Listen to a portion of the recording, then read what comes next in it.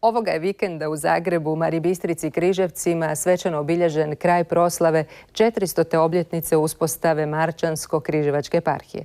Središnja liturgija održana je jutros u Grko-katoličkoj katedrali u Križevcima. Tijekom arhijerejske liturgije u prepunoj katedrali Svete Trojice na kojoj su sudjelovali grko-katolički biskupi iz cijele Europe, križevački vladika Nikola Kekić prisjetio se bogate povijesti Marčansko-križevačke biskupije koja seže u davnu 1611. godinu.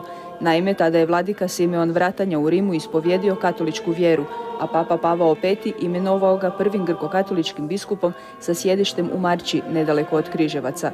Tom odlukom došlo je do obnove crkvenog zajedništva kršćana bizantsko-slavenskog obreda u Hrvatskoj s apostolskom stolicom u Rimu, ističe vladika Kekić. Od tada je katolička crkva u Hrvatskoj postala duhovno bogatija, jer je crkva na ovim prostorima počela disati duhovno na oba plućna krila, na zapadno i istočno. To je zajedništvo bilo kroz povijest mnogo puta stavljeno na kušnju, što zbog crkvenih, ali i političkih razloga. Rušeni su i spaljivani grko-katolički samostani, ali malo stado katolika bizantskog obreda preživjelo je i do današnjih dana.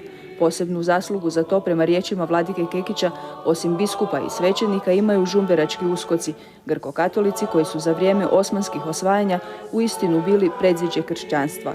Upravo ta ustrajnost i vjera u Boga koja je krasila žumberačke uskoke potrebna nam je i danas u vremenu otuđivanja čovjeka od čovjeka i čovjeka od Boga.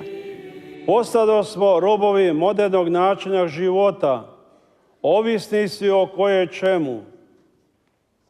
Izgubi smo slobodu djece Božje.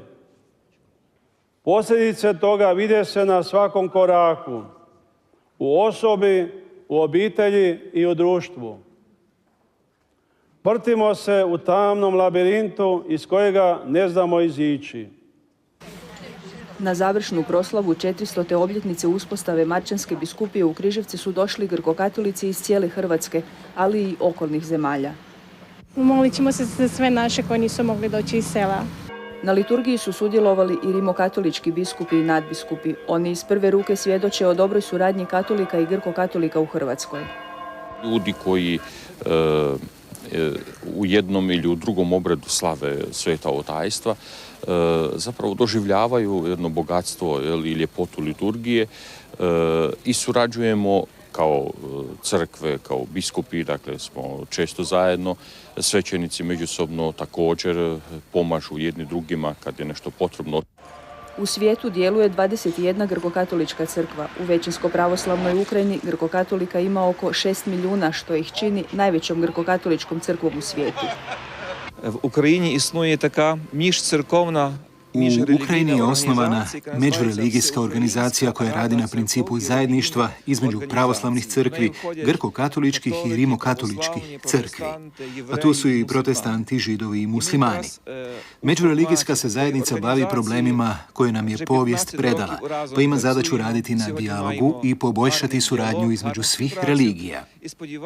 Grko-katolici i bizantsko-slavenski obred kojim se služe u liturgiji bi trebali biti bogatstvo univerzalne katoličke crkve, a ne smetnja u odnosima između katoličke i pravoslavnih crkava. Središnja je misao ovog velikog skupa grko-katolika, značajnog ne samo za Hrvatsku, već i za cijelu Europu.